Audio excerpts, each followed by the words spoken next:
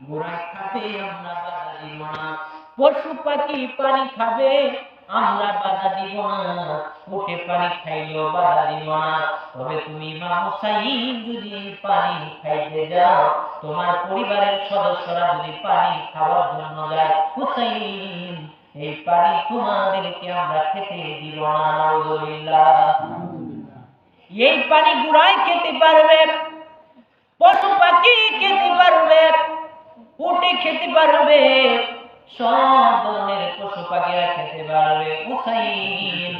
তবে তোমার ৭২ জন সৈন্য সাথী রেখে দিও না।